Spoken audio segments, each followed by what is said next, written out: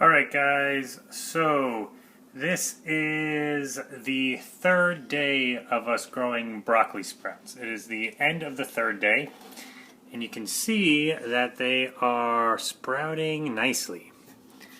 Right, so technically it's the fourth day. We soaked our seeds for a day, and then we put them in the cabinet, and this is the third day that they've been in the cabinet. Alright, so if we look at them, we could see, like I said, they're sprouting nicely. The reason I want to take this video is hopefully it'll zoom up on it. You can see that they have their fine little root hairs developing on their roots. And that could be mistaken for mold sometimes. Fortunately, the camera's not focusing well. We're also going to be able to see it on some of our microgreens. So if you can't see it here, you'll see it there. But all along the roots we have some fine hairs that are developing. Those are root hairs. They are extensions of the epidermis, which is the outer layer of the root. And they're really acting to increase the surface area of our roots. They're the primary way that our roots are actually absorbing water and nutrients when they do. So they're really important. They'll just look like fine little kind of feathery roots now. Again, it's not mold, that's a natural part of our roots. So what we're going to be doing now is just rinsing. Again, it is nighttime now. We're going to rinse our sprouts one more time before we go to bed. Right, so we fill up our jar. A lot of our sprouts are now kind of sticking to the top here. You can kind of shake them down. Right, you want to give them a good rinse. And really, you can see them. A lot of them have sprouted up pretty nicely. And really, I'm expecting tomorrow for them to have grown even more. So you give them a good shake. Swirl this around, mix it all up. You want to make sure they all get some water around them. And you can pour it out. I'm sorry, my camera work is not great. I'm still working on this. Trying different techniques now. I have to do this on this old iPad because my phone doesn't have any storage. So it's not the easiest thing to do, but we are making it work. Right. So again, we did our rinse. I'm thinking these guys should be good probably in 2 days. Right. We'll give we'll see how they do tomorrow. And then maybe another day we'll expose them to some light, and then they should be good to eat. So they're coming along nicely. And then I also wanted to show you guys our microgreens. So you can say hi to Manny right there, sleeping. Almost sleeping. And then here are our microgreens. So again, we have our sunflower, our pea, and our red garnet amaranth.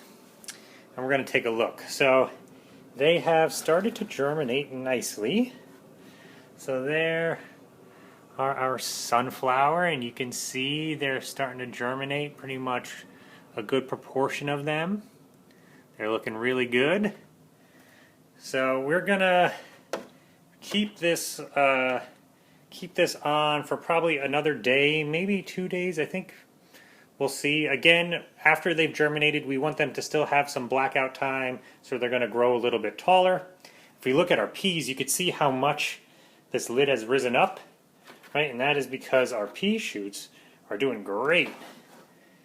They've really germinated well. So these guys, maybe another day of blackout, and then we're going to switch them out. But they're doing excellent. And then our amaranth. So these guys are also germinating well. They're a lot smaller than the other guys, but you can see them, they've all germinated. And here's where you can really see that white fuzz. So you may see that initially and think like, oh no, it's a bunch of mold has moved in. But really, if you can focus in, and you can't see it too well here, but all that fuzz is they are just root hairs, right? So it's just extensions of the root. Like I said, unfortunately, you can't see it too well, but It is just, you can see in some of them, they're just little projections that come off the root. Those are root hairs, that's natural. So our amaranth is doing pretty well. Again, this is going to be another day or so of getting covered, and then we'll wind up moving them to the light. So our soil is a tad bit dry. It's not too bad, but I think I'm going to give it a little bit of watering. And again, I'm not going to film the watering, but it's easy. We're bottom watering. So we're going to put 2 cups of water. We're going to lift up the tray, pour the water in this bottom tray down in there, and let that water kind of wick up into our flat. Okay, that is it for tonight. All right, guys, a little update. We have moved from our blackout phase, and we are now under the lights. Right, so it's been about 5 days for our microgreens and our sprouts, and when they are now ready to go under some light. If you look, our red garnet amaranth looks beautiful. Our pea sprouts are doing great. We are having some issues with our sunflower microgreens, and I'll talk about that in a second. And then there are broccoli sprouts. They're doing well. Those guys will be ready by tonight. These other 2 flats we're going to let go for a couple more days, let them develop a little more fully. But let's focus on our pea sprouts. If you guys look, it seems we have developed a bit of a mold issue. So this is actually, while it's not good, this is a good learning opportunity because you can see the difference between the root hairs and the mold. So if we zoom in, let's see. You should be able to see, where's my finger at right here? Right there where I'm pointing. Those are the root hairs, right? And that's natural, that is all right. It doesn't really focus, unfortunately. But if you look right here, and hopefully you guys can see that, that spider webby of thin white, really looks like spider webs, right? These thin white lines, that is mold, and that is a very bad thing.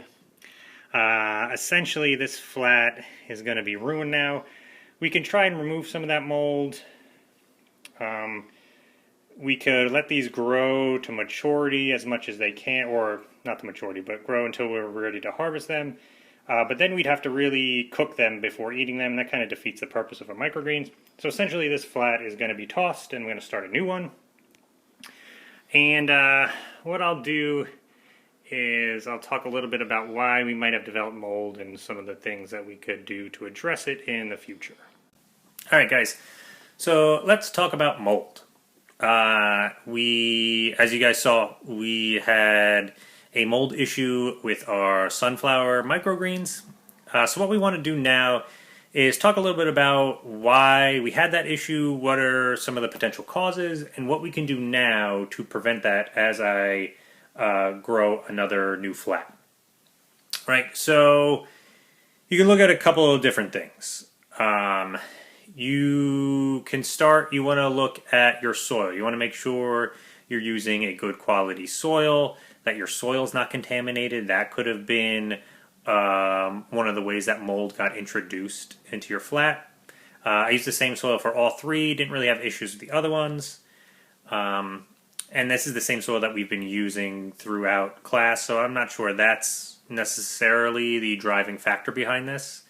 You could look at your flats as you do this, especially if you're doing this a lot, you're growing a lot of flats, you're doing this as a business, you're going to wind up reusing your flats, right? You can reuse them a couple times. You want to sterilize them in between uses. Not everyone does this. I've seen videos of people who don't sterilize. But as a precaution, it's probably best to sterilize between. You can use a mixture of water and a little bit of bleach to help sterilize those flats. That could be an issue if you're using dirty flats, that they could have some of the mold spores on them, and that just gets transferred to your new flat as you're growing. Again, I don't think that's necessarily an issue here with our stuff. Other things that affect mold growth is we can look at what are the conditions that are good for mold. right? Unfortunately, they're the conditions that are good, at least initially, for our microgreens, right? So a moist, dark environment is going to be really good for mold growth, and that's the conditions that we start our microgreens in. However, there are certain things that can exacerbate that, right? That'll keep our plants, keep that environment too moist. That's going to really help proliferate mold. One of the things is having too dense of a planting, which I think is what we did, especially with our sunflowers. If you looked when we sowed our sunflower seeds, they were really tightly packed together, and having them tightly packed together and kind of bunched up on themselves is going to kind of keep moisture in that area. So they're going to remain moist, and that's going to really create a nice environment for mold. So I think we oversowed them a little bit. For this next flat that I just did, I reduced our sowing rate from, it was 8 ounces initially. I reduced this next one to 5 ounces. It's much better spaced out. So that could have been an issue. We might not. Another big thing is aeration. So a lot of people who are growing their microgreens, they want to make sure you have good airflow going through there, because that's going to reduce your mold growth.